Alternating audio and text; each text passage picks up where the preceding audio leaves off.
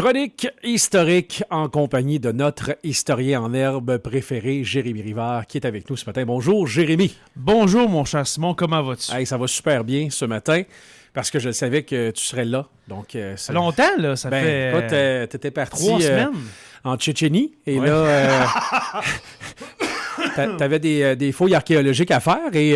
oui, pour mes chroniques. C'est ça. Puis là, t'es revenu avec 2-3 bouchons de Coca-Cola, puis finalement, c'était... Ça a été ça. Ouais. Mes découvertes, c'était ça. T'as pas trouvé tout ce que tu voulais, mais quand même, on a pu faire un petit bout. T'as trouvé le fouet d'Indiana Jones? Oui, aussi.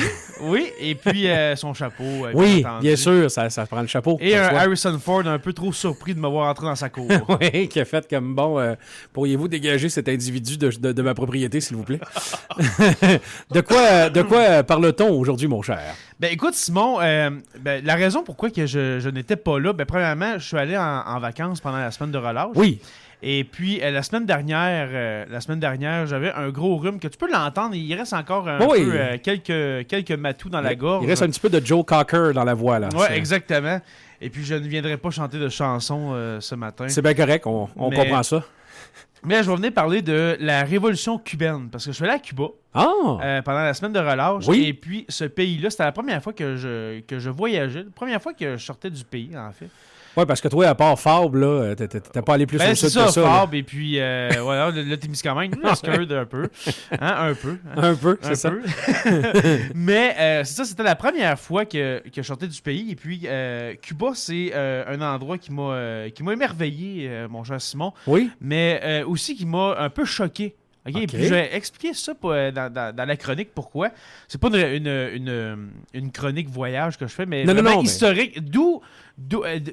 Pour ceux qui sont allés à Cuba, ils savent de quoi je parle, mais d'où ça vient, ça, Cuba, de cette comment je dirais ça, cette ambiance un peu... tu sais, on a des resorts où est-ce que tout est fourni, où est-ce que c'est l'abondance. Le clash entre les resorts et les bidonvilles. Là. Exactement. Ben c'est quasiment du bidonville, exactement. Puis en même temps, il faut se dire que c'est sûr qu'on n'a pas le même climat au Québec qu'à Cuba, OK? Mais moi, qu'est-ce qui m'a vraiment désenchanté, c'est de partir de l'aéroport et puis de me rendre à l'hôtel. Oui. Où est-ce que, justement, là, tu parcours les routes...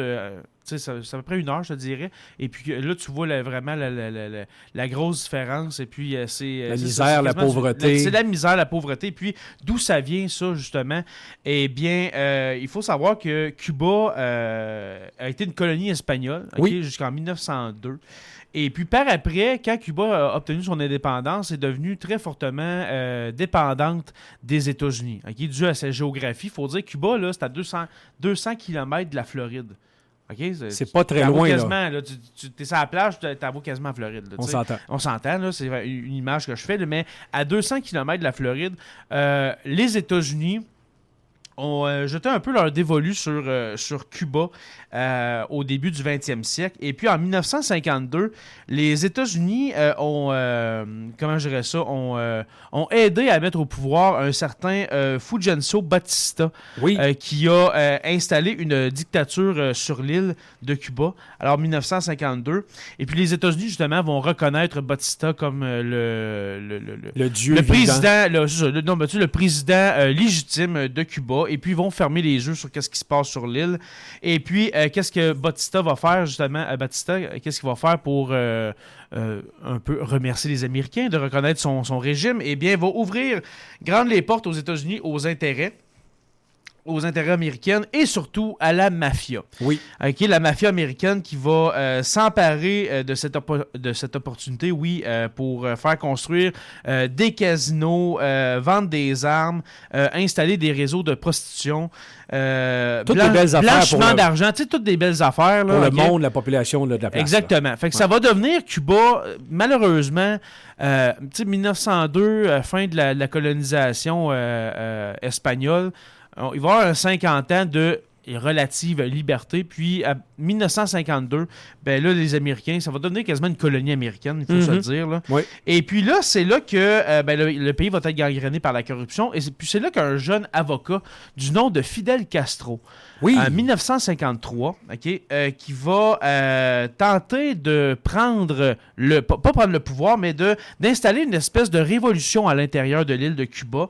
Et puis, il va s'attaquer premièrement avec des révolutionnaires, des amis révolutionnaires, à une caserne militaire de Santiago sur l'île de Cuba. Et puis, ça va être un échec, va être arrêté, jugé et, dans le fond, jugé à aller purger 2 ans en prison.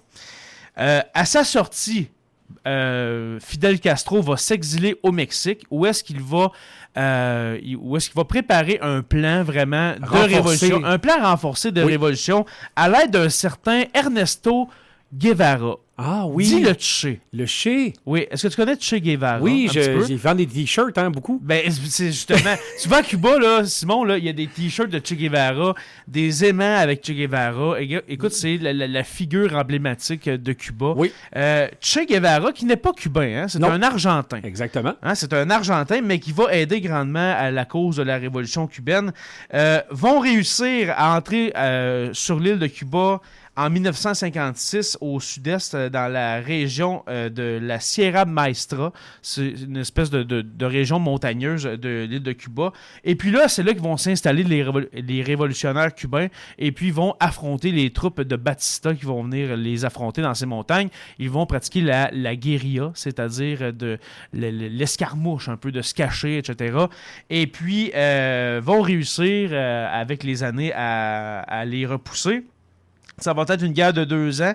Et puis, en 1958, en décembre 1958, les révolutionnaires vont prendre Santiago et Santa Clara et puis vont marcher par la suite vers La Havane, où est-ce qu'ils vont prendre le pouvoir, acclamé par la foule, par la population cubaine qui en avait assez de ce régime de Batista. Mais là, tout a de l'air rose. Je parle de Fidel Castro comme « Wow, c'est le sauveur ». Mais non, Simon, parce que Fidel Castro va prendre le pouvoir, va installer à son tour une dictature, et puis une dictature qui va être grandement aidée par l'ennemi juré des États-Unis, l'URSS. Oui. Et puis, je vais arrêter là-dessus. Parce que la semaine prochaine, je vais continuer avec la crise des missiles, parce qu'il va y avoir un grand conflit entre... Les fameux missiles à Cuba. Exactement, la baie des cochons, la crise des missiles. Alors, on va parler de ce conflit-là qui va opposer Cuba et l'URSS aux États-Unis. Aux États-Unis. États-Unis. Le sauveur Fidel Castro. Qui va... c'est ça. Qui a sauvé une fois, mais qui ne sauvera pas après. C'est ça qui arrive. Exactement. Alors... très intéressant. Oui, merci beaucoup, mon cher Simon. Et puis, c'est ça, j'ai hâte déjà la semaine prochaine. Je continuerai pour faire un 20 minutes, mais je vais arrêter là. C'est ça, on va s'en reprendre la semaine prochaine. Ça fait trop longtemps, ça fait 3 semaines. Alors, merci Simon, merci à tous. Et puis, n'oubliez pas d'aller aimer la page Facebook de Sur la Terre des Hommes. Et puis, le patreon.com/SLTDH si vous voulez nous encourager, le podcast d'Histoire sur la Terre des Hommes, à hauteur de 1 ou 2 $ par mois. C'est très apprécié. Alors, à la semaine prochaine.